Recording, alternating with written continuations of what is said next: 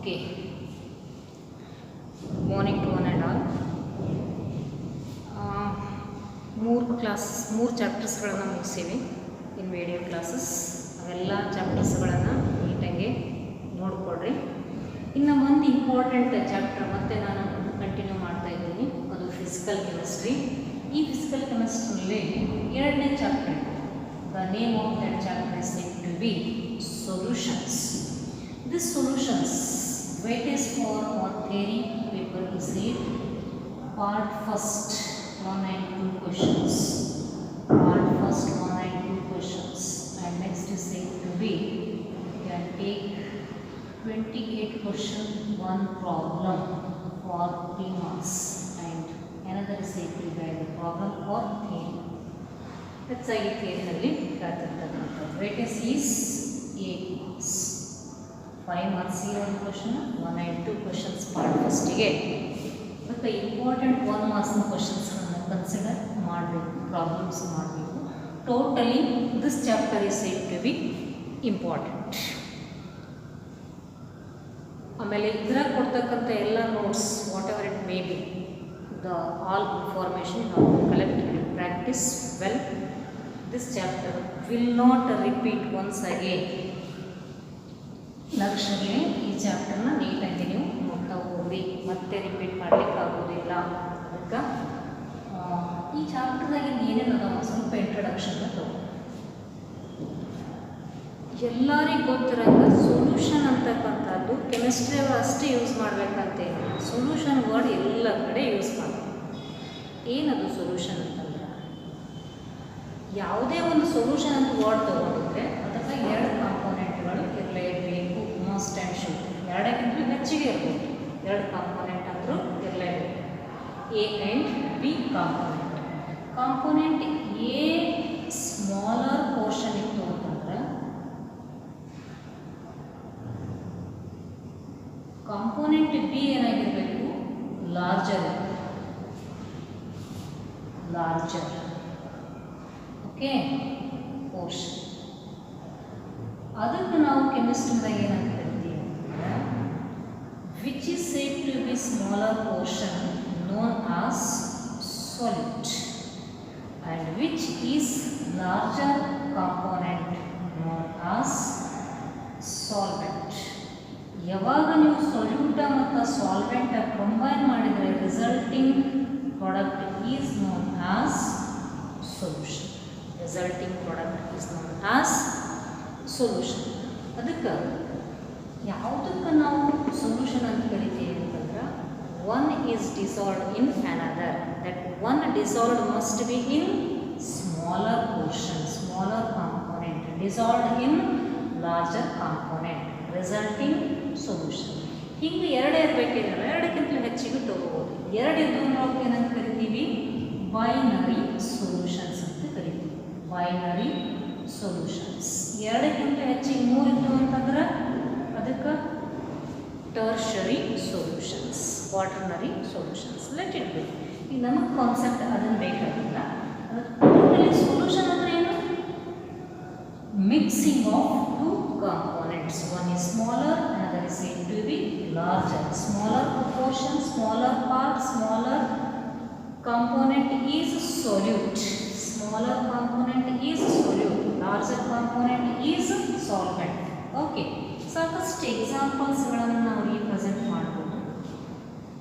Suppose ಒಂದು ಬೀಕರ್ನಲ್ಲಿ ನಾನು ಒಂದು 100 ml ವಾಟರ್ ತಗೊಂಡು ಅದರದಾಗ ಒಂದು 2 ಗ್ರಾಮಷ್ಟು ಶುಗರ್ ಹಾಕಿದರೆ, this 2 gram is nothing but salute, and this 100 ml is nothing but solvent.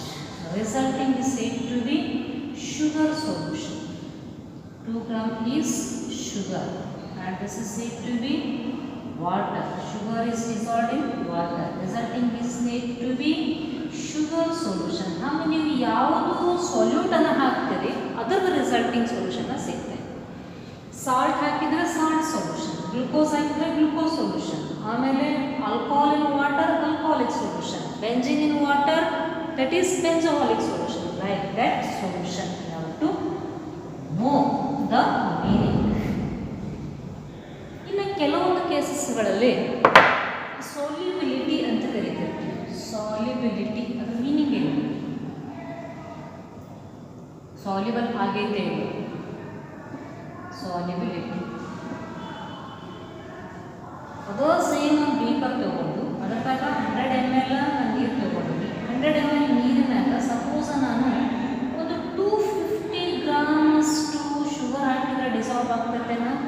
ಇಲ್ಲ. ಅದಕ್ಕೆ ಇದರ ಡಿಸಾಲ್ವಿಂಗ್ ಕೆಪಾಸಿಟಿ ಎಷ್ಟೈತಲ್ಲ ಅಷ್ಟು ಮಾತ್ರ ಸೊಲ್ಯೂಟ್ ತೊಗೋಬೇಕು ಅನ್ನೋದಕ್ಕೆ ಏನಂತ ಕರಿಬೇಕು? ಸಾಲ್ಯುಬಿಲಿಟಿ ಅಂತ ಕರಿಬೇಕು. Maximum amount of that substance is dissolved in specified quantity of solvent. ಎಷ್ಟು ನಾವು ಕೊಟ್ಟಿವಿ ಸಾಲ್ವೆಂಟ ಅದಕ್ಕೆ ಮ್ಯಾಕ್ಸಿಮಮ್ ಎಷ್ಟು ಬರುತ್ತೈತಲ್ಲ ಅದಕ್ಕೆ ನಾವೇನಂತ ಕರಿಬೇಕು? ಸಾಲ್ಯುಬಿಲಿಟಿ. ಓಕೆ, ಸೊ ಈ ಥರ ನಾವು ವರ್ಡನಲ್ಲಿ ತಿಳ್ಕೊಂಡು ನಮಗದನ್ನ ಗೊತ್ತಿರಲಿ. ಈಗ ನಾವು ಒಂದು ಇಂಪಾರ್ಟೆಂಟ್ ಟೇಬಲ್ ಹೋಗೋಣ. ಆ ಟೇಬಲ್ ಏನು ಹೇಳ್ತೈತಿ ಅಂತಂದ್ರೆ ಎಷ್ಟು ಟೈಪ್ಸ್ ಆಫ್ ಸೊಲ್ಯೂಷನ್ಸ್ಗಳನ್ನು ನಾವು ತಗೋಬಹುದು. Types of solutions, types of solutions. ಇದನ್ನು ಯಾವ ಬೇಸಿಸ್ ಮೇಲೆ ನಾವು ತಗೋತೀವಿ ಅಂತಂದ್ರೆ binary mixer or binary solution. ಒಂದು ಸೊಲ್ಯೂಟ ಇನ್ನೊಂದು solvent.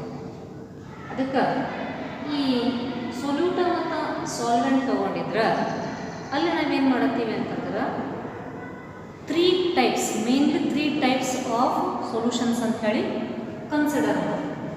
One is said to be that is nature of solution or you can take type. That type is nothing but gaseous solution. One I will take as gaseous solution. First one is gaseous solution. ಇನ್ನು ಇದರದಾಗ solute ಯಾವ್ಯಾವ ಇರಬಹುದು, ಆಮೇಲೆ solvent ಯಾವ್ದು ಇರಬೇಕು, ಆಮೇಲೆ ಇದಕ್ಕೆ ಇರ್ತಕ್ಕಂಥ ಒಂದಿಷ್ಟು ಎಕ್ಸಾಂಪಲ್ಸ್ಗಳು ಯಾವುವು ಇದನ್ನು ನಾವು ನೋಡೋಣ. First type is said to be gaseous. ಯಾಕೆ ನಾನು ಸೊಲ್ಯೂಷನ್ಸ್ಗಳು ಮೇನಾಗಿ 3 ಟೈಪ್ಸ್ನ ತೊಗೊಳತ್ತೀನಿ? ಇರೋದೇ ನಮಗೆ ಫಿಸಿಕಲ್ ಕ್ವಾಂಟಿಟೀಸ್ ಯಾವ್ದು ತೊಗೊಂಡಿವಿ ನಾವು? Solid, liquid, gas. ಅದಕ್ಕೆ ಗ್ಯಾಸಿಯಸ್ ಸೊಲ್ಯೂಷನ್, ಲಿಕ್ವಿಡ್ ಸೊಲ್ಯೂಷನ್, ಇನ್ನೊಂದು solid solutions. Okay, gaseous solutions. Suppose ನಾನು ಇಲ್ಲಿ ಸೊಲ್ಯೂಟ್ ಅಂದರೆ ಸ್ಮಾಲರ್ ಪೋರ್ಷನ್ ಗ್ಯಾಸ್ ತಗೊಂಡು, ಇಲ್ಲೂ ಕೂಡ ಸಾಲ್ವೆಂಟ್ ಗ್ಯಾಸ್ ತಗೊಂಡು. ಓಕೆ, ಆವಾಗ ಗ್ಯಾಸ್ ಎರಡು ಕಂಬೈನ್ ಆಗಿತ್ತು ಅಂತಂದ್ರೆ ಏನಂತಂದ್ರೆ ಏರ್ ಮಿಕ್ಸರ್ ಅಂತ ಕರಿಬೋದು. ಏರ್ ಮಿಕ್ಸರ್ ಯಾವ್ದು ಬೇಕಾದ್ರೆ ತಗೊಳ್ರಿ ನೀವು. Oxygen is mixed in hydrogen, oxygen is mixed with nitrogen and so on. ಯಾವ್ದು ಬೇಕಾದ್ರೆ ನೀವು ಏರ್ ಮಿಕ್ಸರ್ನ ತಗೊಳ್ಳಿ. ಓಕೆ, ಇನ್ನು other same solute is nothing but liquid. ಸಾಲ್ಯೂಟನ್ನು ಸ್ಮಾಲರ್ ಪೋರ್ಷನ್ ಲಿಕ್ವಿಡ್ ತಗೊಳ್ತೀವಿ. Solvent as it is gas. So ಇಂಥ ಕೇಸಸ್ನಲ್ಲಿ ನಾವು ಏನಂತ ಎಕ್ಸಾಂಪಲ್ ತಗೋಬೋದು? Smaller portion is liquid and this is said to be larger is said to be gas. ಇದಕ್ಕೆ ನಾವು example ಹೆಂಗೆ ತಗೋಬೇಕು? V take it as humidity. Humidity ಹೌದಲ್ಲ? ಹ್ಯೂಮಿಡಿಟಿ ಎಕ್ಸಾಂಪಲ್ ತಗೋದು. ಭಾಳಷ್ಟು ಗ್ಯಾಸ್ ಐತಿ, ಅದರಾಗ ಸ್ವಲ್ಪ ಪ್ರಮಾಣದಾಗ ಏನೈತಿ? ಲಿಕ್ವಿಡ್. ಅದರ ಸಲುವಾಗಿ this is liquid in gas. Larger component is solvent, small component is solute. Therefore best example is humidity. ಅಂತಂದ್ರೆ water droplets in air mixture, H2O droplets in air. Air is larger quantity. Next, salt in gas. Same. ಸಾಕಷ್ಟು ನಾವು ಕೆಟಲಿಸ್ಟ್ಗಳನ್ನು ನೋಡ್ತಿರ್ತೀವಿ. ಅಲ್ಲಿ ಯಾವುದೇ ಒಂದು gas pass ಮಾಡಬೇಕಿತ್ತಂದ್ರೆ ಅದಕ್ಕೊಂದು surface ತಗೋತೀವಿ. ಅದು ಗೋಲ್ಡ್ ಸರ್ಫೇಸ್ ಇರ್ಬೋದು, ಪ್ಲಾಟಿನಮ್ ಇರ್ಬೋದು, ಪ್ಯಾರಡಿಯಮ್ ಇರ್ಬೋದು, ನಿಕೆಲ್ ಇರ್ಬೋದು, ಇವೆಲ್ಲ. Hydrogen hydrogenated on nickel surface, like that. This hydrogen is collected in metal surface. Okay, so like that you can say that metal surface is more, sorry, metal surface is less and hydrogen collected is said to be more, or gas collection is said to be more. ಅದಕ್ಕೆ ನಾನೇನು ತಗೋತೀನಿ ಅಂತಂದ್ರೆ hydrogen on metal surface. Example is hydrogen on metal surface. ಅದರ ಅರ್ಥ metal surface ಐತಿ, hydrogen ಗ್ಯಾಸನ್ನು absorb ಆಗೈತಿ. Okay, ಅದಕ್ಕೆ ಹೈಡ್ರೋಜನ್ ಗ್ಯಾಸ್ ಇರ್ತಕ್ಕಂಥದ್ದು ಜಾಸ್ತಿ ಐತಿ, ಮೆಟಲ್ ಸರ್ಫೇಸ್ ಏನೈತಿ ಸ್ವಲ್ಪ. ನೆಕ್ಸ್ಟ್ ಇದು ಒಂದು ಟೈಪ್ ಏನು. Second type come to no liquid solutions. Liquid solutions,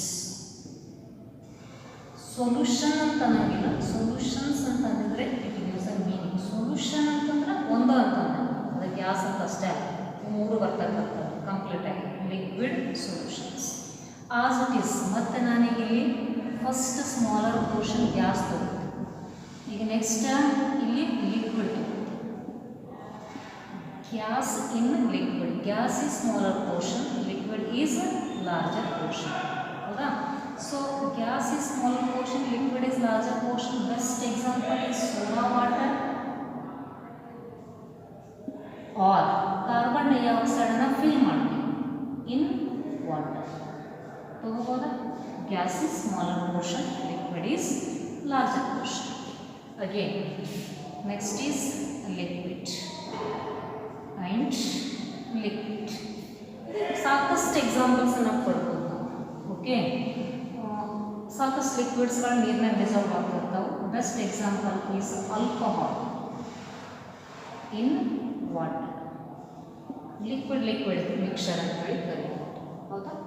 okay, and next is this third one component solid is dissolved in larger component solvent is liquid. So solid is dissolved in liquid. ಇದಕ್ಕೆ ನಾವು routine common examples ತಗೋಬಹುದು. Salt in water or sugar in water. You can take many of the examples. So this is of second type. Third type is said to be, you can take as solid solutions. Solid solutions. So in this solid solutions, again smaller portion is gas and larger portion is solid. ಅದಕ್ಕೆ ನಾವು larger portion ಯಾವ್ದು ಅಂತ ಅವುಗಳನ್ನು classes ಆಗಿ ತಗೊಂಡಿವಿ. Gas larger ಐತಿ gaseous, liquid larger ಐತಿ liquid, solid larger ಐತಿ solid solutions. Okay, gas solid. Okay, gas solid. ಮತ್ತು ಇಲ್ಲಿ ನಾವು ತೊಗೊಂಡಿದ್ವಿ ಇದನ್ನೈತದ, ಇದನ್ನ ಪಾರ್ಟಿ ಗ್ಯಾಸ ಸಣ್ಣದೈತಿ, ಸಾಲಿಡ ಭಾಳಷ್ಟು ಐತಿ. ಹೌದಾ? ಈಗ ನಾನೇನು ಮಾಡತ್ತೀನಿ ಅಂದರೆ ಪ್ಯೂಮೈಸ್ ಸ್ಟೋನ್ ಅಂತ ಬರ್ತೈತಿ. ಪ್ಯೂಮೈಸ್ ಸ್ಟೋನ್ ಇದರ ಅರ್ಥ ಏನು? ಕೆಲವೊಂದು ಕಲ್ಲುಗಳಿರ್ತಾವ, ಆ ಕಲ್ಲುಗಳು ಸ್ವಲ್ಪ ಉಬ್ದಂಗೆ ಕಾಣಿಸ್ತಿರ್ತಾವೆ. ಅಂದ್ರೆ ಕಲ್ಲು ಇರ್ತಕ್ಕಂಥದ್ದು ಕಂಪ್ಲೀಟಾಗಿ ಏನೈತಿ ಸಾಲಿಡ್ ಬರ್ತೈತಿ. Solid is smooth. ಅದ್ರೊಳಗೆ ಗ್ಯಾಸ್ ಇತ್ತು ಅಂತಂದ್ರೆ ಅದಕ್ಕೆ ನಾವೇನಂತ ಕರಿತೀವಿ ಅಂತಂದ್ರೆ ಟೈಪ್ ಆಫ್ ಈ solid solutions, gas in solid. ಹೌದಾ? ಪ್ಯೂಮೈಸ್ ಸ್ಟೋನ್ಸ್ ಅಂತ ಕರಿತಿರ್ತೀವಿ. ಸಾಕಷ್ಟು ಮನಿ ಡೆಕೋರೇಟ್ ಮಾಡಲಿಕ್ಕೆ ಯೂಸ್ ಮಾಡ್ಬೋದು. ಪ್ಲೇನ್ ಇರೋಂಗಿಲ್ಲ ಕೆಲವೊಂದು, ಅವು ಏನಿರ್ತಾವೆ ಅಂತಂದ್ರೆ ಸ್ವಲ್ಪ ಉಪ್ಪು ತೆಗೆದಿರ್ತಿರ್ತಲ್ಲ, ಉಪ್ಪು ಇರ್ತೈತಲ್ಲ, ಆ ಜಾಗದಾಗ ಏನಿರ್ತೈತಿ ಅಂತಂದ್ರೆ ಈ ಗ್ಯಾಸನ್ನು ಫಿಲ್ ಆಗಿರ್ತೈತಿ. Gas portion is less whereas solid portion is more. So best example is pumice stone. Next is liquid present in solid. Liquid solid. Okay, liquid solid. So ಇಂಥ ಕೇಸಸ್ ಬೆಸ್ಟ್ ಎಕ್ಸಾಂಪಲ್ ನಾವು ತಗೋಬಹುದು. Liquid smaller portion ಐತಿ, solid ಏನೈತಿ ಹೆಚ್ಚೈತಿ. ಅಂದ್ರೆ ಅಮಲ್ಗಮ್ ಅಂತ ತಗೋಬಹುದು ನಾವು. Amalgam ಅಂತಂದ್ರೆ ಯಾವ್ದು ಬೇಕಾಗಿರ್ಬೋದು. Mercury that is with sodium ಇರ್ಬೋದು, ಮರ್ಕ್ಯುರಿ ಮರ್ಕ್ಯುರಿ ವಿತ್ ಮ್ಯಾಗ್ನೀಸಿಯಮ್ ಇರ್ಬೋದು, ಮರ್ಕ್ಯುರಿ ವಿತ್ ಜಿಂಕ್ ಇರ್ಬೋದು. ಅಂದರೆ mercury is liquid, sodium is a solid, magnesium is a solid, zinc is a solid. So first example is ammonious. And last one is, it is solid and solid. ನೋಡ್ರಿ, solid is mixed in solid. ಸಾಕಷ್ಟು ಜನರಿಗೆ experiment practical ಆಗಿ ಗೊತ್ತೈತಿ. ಮೆಟಲ್ಸ್ಗಳನ್ನು ornament ಅಂಗಡಿಗೆ ಹೋಗಿದ್ರೆ, jewellery ಶಾಪಿಗೆ ಹೋಗಿದ್ರೆ ಅವ್ರು ಪ್ಯೂರ್ ಗೋಲ್ಡನ್ನು ಕೊಡಂಗಿಲ್ಲ. That gold is mixed with ಅಥವಾ ಫಸ್ಟಿಗೆ ಕಾಪರ್ ತಗೊಂಡಾಗ smaller portion copper is mixed with gold. Copper is solid, gold is also solid. ಈ ಥರ ಸಾಕಷ್ಟು ಎಕ್ಸಾಂಪಲ್ಸನ್ನು ನಾವು ಕಲೆಕ್ಟ್ ಮಾಡ್ಬೋದು. Okay, so totally types of solutions 3 types. ಈ ಟೇಬಲ್ ಒಂದು ನೆನಪಿಟ್ಕೊಂಡ್ರೆ ಈ ಟೇಬಲ್ ಮೇಲೆ ಒಂದು ನಿಮಗೆ 1 ಮಾರ್ಕ್ಸ್ ಕ್ವಶನ್ ಪಾಸಿಬಿಲಿಟಿ ಐತಿ. So better these 2 columns you have to make ready. ಈಗ ಇದ್ರದಾಗ ನಮಗೆ ಅಲ್ಲಿ ಒಂದು ನೇಮ್ ಆಫ್ ಸೊಲ್ಯೂಷನ್ಸ್ ಅಂತ ಕೊಡ್ತಿರ್ತಾನೆ. ಗ್ಯಾಸ, ಏರೋಸೋಲ್ಸ್, ಲಿಕ್ವಿಡ್, ಈ ಥರ ಇವು ಕೆಲವೊಂದು ಟೈಪ್ಸ್ ಆಫ್ ಸೊಲ್ಯೂಷನ್ಸ್ ಕೊಡ್ತಾರೆ. ಈಗ ಲಿಕ್ವಿಡ್ ಬಂತು ಅಂತಂದ್ರೆ ಅದಕ್ಕೆ ಎಮಲ್ಷನ್ ಅಂತ ಕರೀತಿರ್ತಾರೆ. What is emulsion? ಎಮಲ್ಷನ್ ಅಂತಂದ್ರೆ ಏನು? ಅದಕ್ಕೆ ನೀವು ಬೆಸ್ಟ್ ಎಕ್ಸಾಂಪಲ್ ಯಾವುದು? ಹೌದಲ್ಲ, ಈ ಥರ ಒಂದು ಈಗ ಸಪೋಸ್ ಈಗ ಲಿಕ್ವಿಡ್ ಸಾಲಿಡ್ ಇದೆ, ಇದಕ್ಕೆ ನಾವೇನಂತ ಕರಿತೀವಿ? ಜೆಲ್ ಅಂತ ಕರಿತೀವಿ. ಸಾಲಿಡ್ ಲಿಕ್ವಿಡ್ ಏನಂತ ಕರಿತೀವಿ? ಸೊಲ್ಯೂಷನ್ ಅಂತ ಕರಿತೀವಿ. ಮೂರು ಒಂದು ಸ್ವಲ್ಪ ನೆನಪಿಟ್ಟು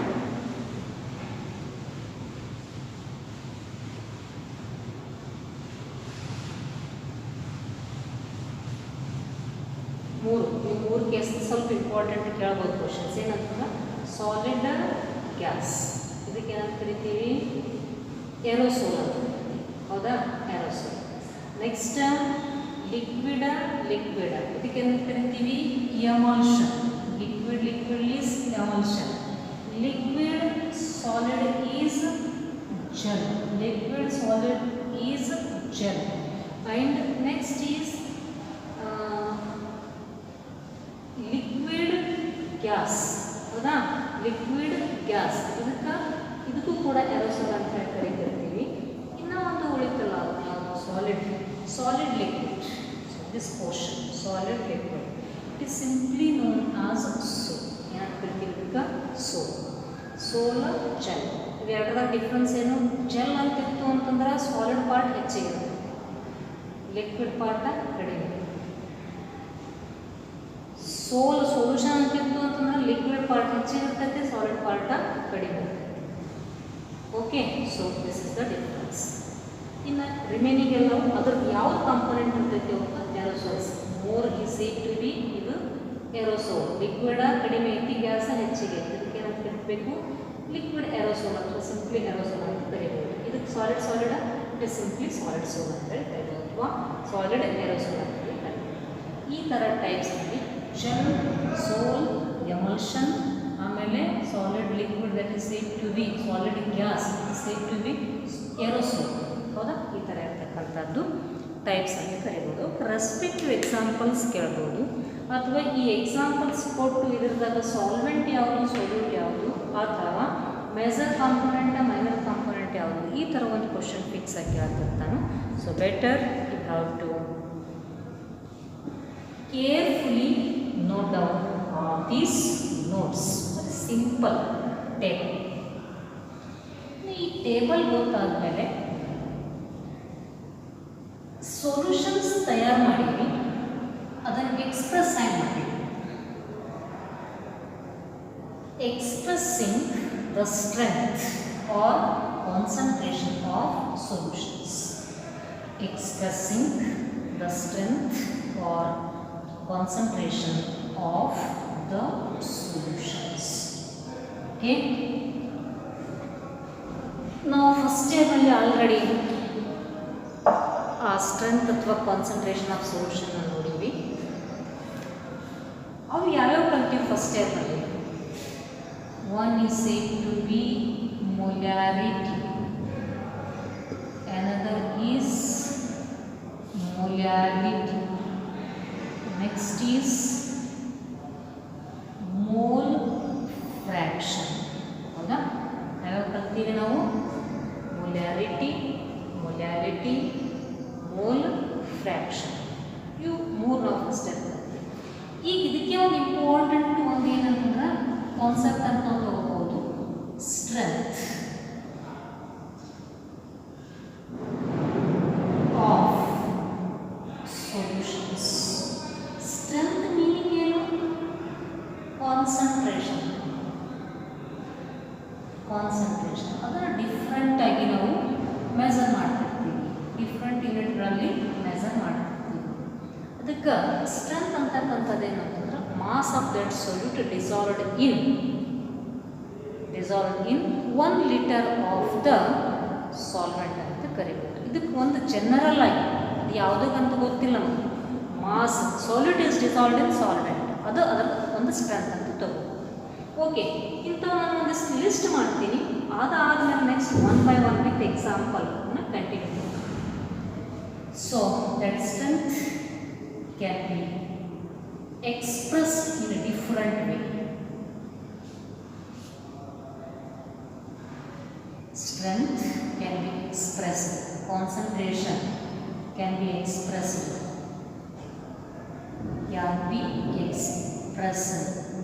as follows.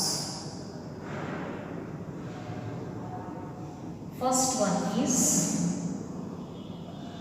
mass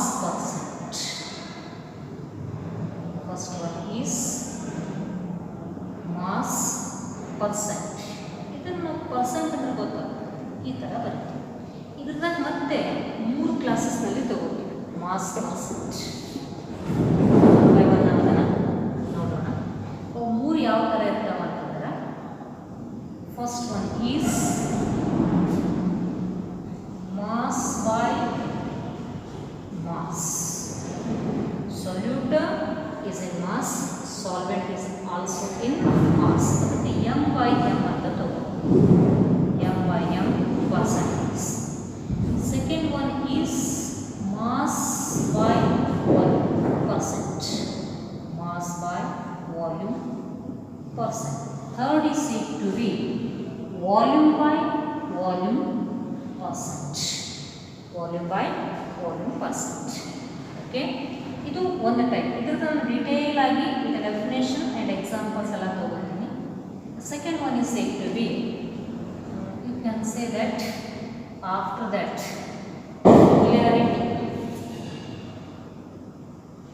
molarity.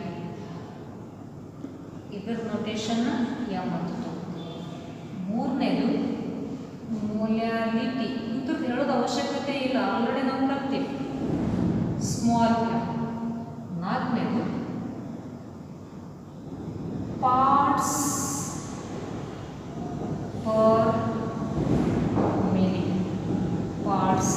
Million. Symbol P P M ಅಂತ ತಗೋತೀವಿ, ಪಿ ಪಿ ಎಮ್. ಆಮೇಲೆ 5ನೇದು ಮೋಲ್ ಫ್ರ್ಯಾಕ್ಷನ್. ಇವೆಲ್ಲವೂ ನಮಗೆ ಕಾನ್ಸೆಪ್ಟ್ ವಿತ್ ಎಕ್ಸಾಂಪಲ್ ನಾವು ಇದನ್ನು ಸಾಲ್ವ್. ಟೋಟಲ್ ಕಾನ್ಸಂಟ್ರೇಷನ್ಗಳನ್ನ ಎಕ್ಸ್ಪ್ರೆಸ್ ಮಾಡ್ತಕ್ಕಂಥದ್ದು ಯಾವ್ಯಾವದಾವು? 1 ಈಸ್ ಮಾಸ್ ಪರ್ಸೆಂಟ್, ಅದರ ಮತ್ತು 3 classes. Second is molarity, parts per million, mole fraction. ಇವೆರಡು ಭಾಳಷ್ಟು ಇಂಪಾರ್ಟೆಂಟ್. ಇವುಗಳಂತ ಆಲ್ರೆಡಿ ಡೆಫಿನೇಷನ್ ಗೊತ್ತೈತಿ, ಹೌದಾ? ಇನ್ನು ಒಂದಕ್ಕೊಂದು ಡಿಫರೆನ್ಸ್ ಏನೈತಿ ಅದಕ್ಕೆ. So in detail I will explain all these concentrations one by one in the next class. ಇದು ಒಂದು ಗೊತ್ತಾಯ್ತು, ಮುಂದಿನೆಲ್ಲ ಗೊತ್ತಾಗ್ತದೆ. ಇದಕ್ಕೆ ಏನು ಡಿಫ್ರೆನ್ಸ್ ಅಂತ ನಮ್ಗೆ ಗೊತ್ತಾಗ್ತದೆ. ಇದು ಒಂದು ಹೊಸ ತಿಳ್ಕೊಳ್ತದೆ, ಇದು ಆಲ್ರೆಡಿ ಕಲ್ತೀವಿ. ಅದಕ್ಕೆ all these all together in the next class